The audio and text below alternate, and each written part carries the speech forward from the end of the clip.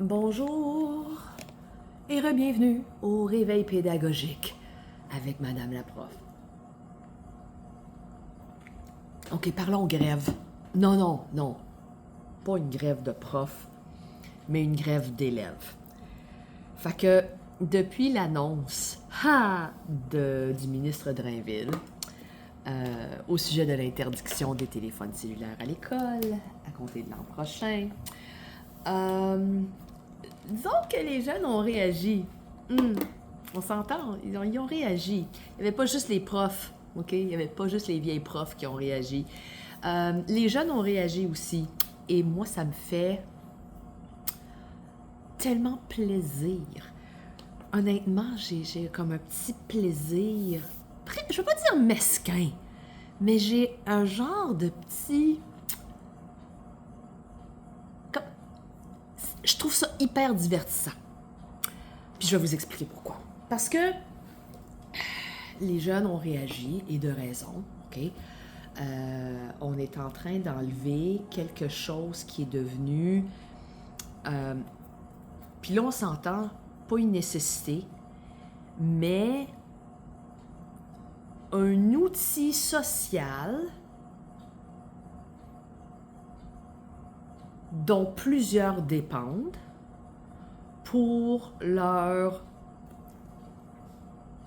survie sociale. Je pense que c'est la meilleure façon de le dire. C'est pas un besoin. Un téléphone cellulaire n'est pas un besoin, mais nous avons créé des circonstances qui font en sorte que de plus en plus, si t'as pas de téléphone cellulaire, t'es comme la bête noire. D'accord?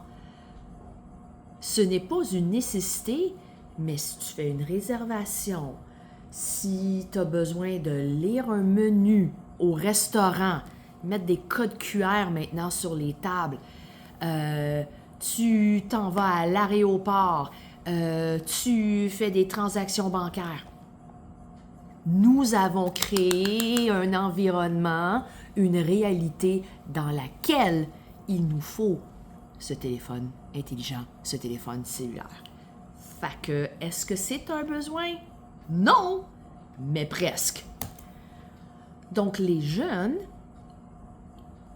surtout ceux qui chevauchent génération Z et Alpha, d'accord? C'est une réalité qui est la leur. Comme ils n'ont jamais connu une autre réalité. Ma fille, puis peut-être même certains de mes anciens étudiants, comme, disons, les finissants de 2018-2019, certains peut-être ont connu une réalité où ce n'était pas un élément omniprésent de leur réalité, mais là, ça fait partie de la réalité.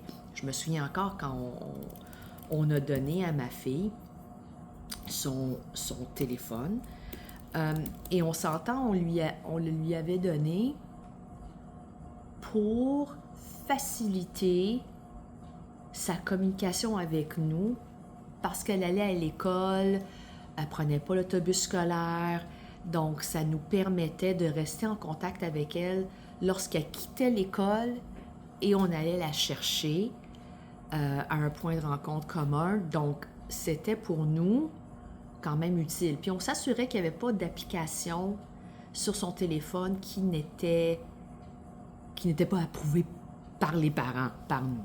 Donc, mon mari et moi, son père et moi, on était conscients de ce qu'on faisait, puis on comprenait. Puis on avait eu des discussions avec ma fille.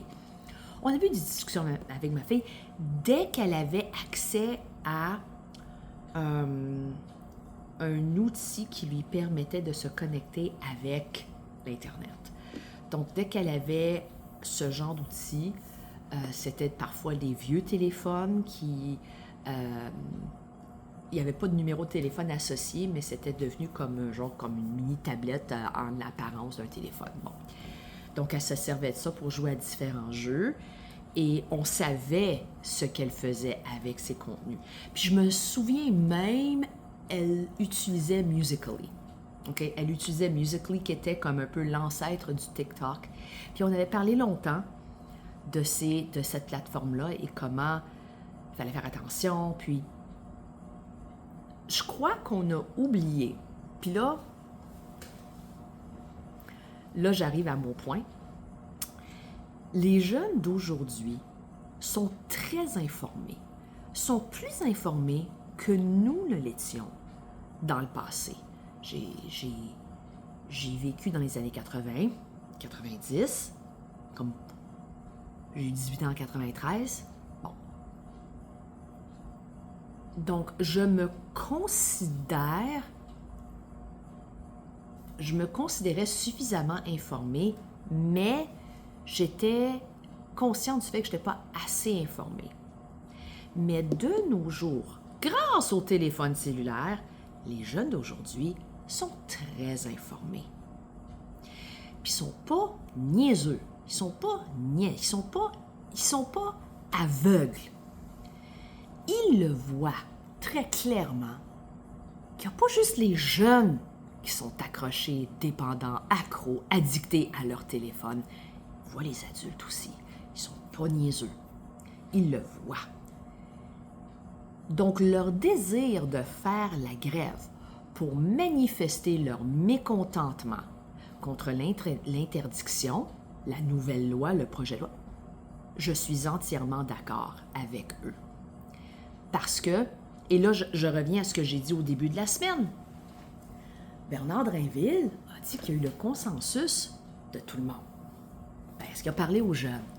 Est-ce qu'il y a eu leur point de vue, leur contribution? Est-ce qu'il a consulté les jeunes? Non, il les a pas consultés. Parce que avant que l'annonce ait été formalisée, concordance des temps, je déteste ça. Donc, avant l'annonce, il y avait quand même eu des rumeurs. On parlait que ça allait être interdit à compter de l'année prochaine. Et lorsque j'ai participé au rendez-vous jeunesse sur la démocratie scolaire, on en avait parlé et ça avait été très clair.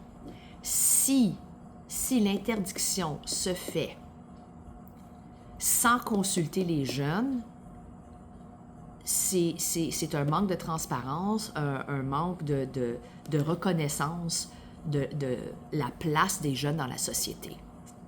Puis il faut s'entendre que depuis mon passage au secondaire,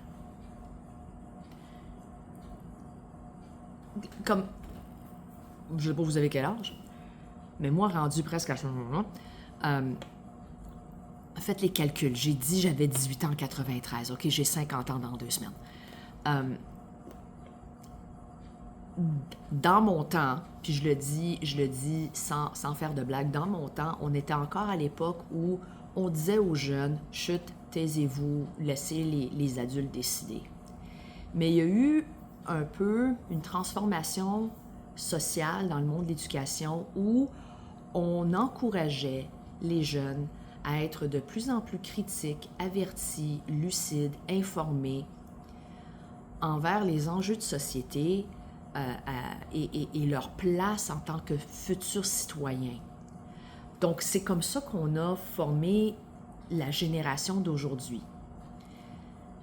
Puis là, maintenant qu'ils veulent exprimer leur mécontentement, on dit des choses comme « Ah, tu sais, ça fait partie de l'adolescence. » Non!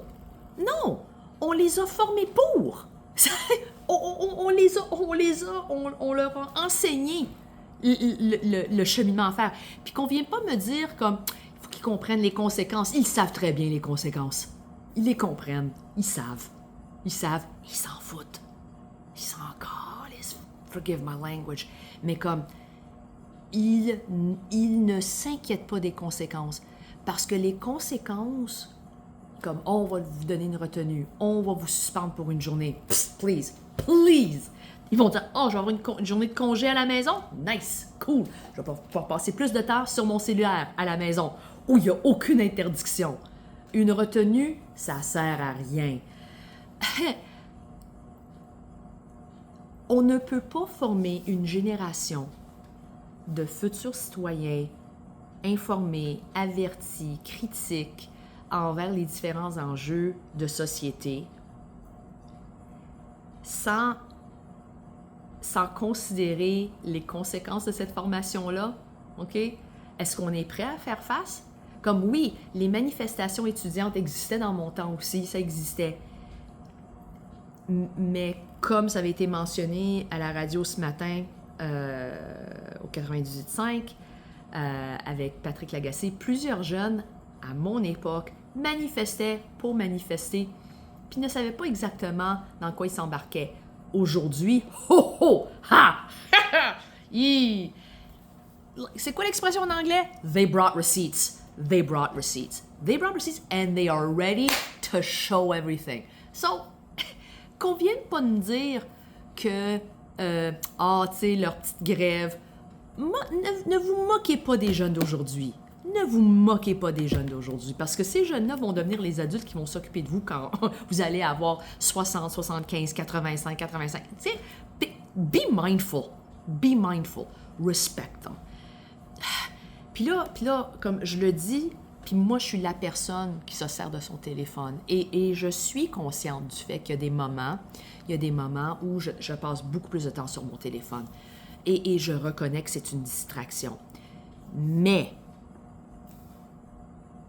si les jeunes veulent manifester et faire la grève, ça serait peut-être une bonne idée de les écouter.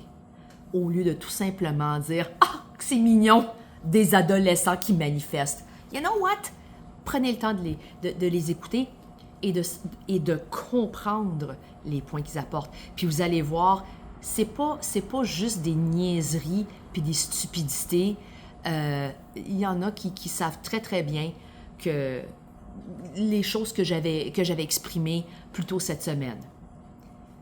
Nous allons former une génération d'adultes qui sont addictés, obsédés par leur téléphone et qui ne sauront pas comment sevrer ce lien-là et faire face au sévrage du téléphone. Si on n'est pas prêt à les former puis à leur faire comprendre les symptômes de sévrage du téléphone cellulaire, ben, ils vont devenir des adultes aussi accros au téléphone que les jeunes d'aujourd'hui. Ça ne changera pas. Il n'y aura aucun changement. C'est la fin de semaine. C'est un vendredi. Yay! Bon week-end. Bonne fin de semaine.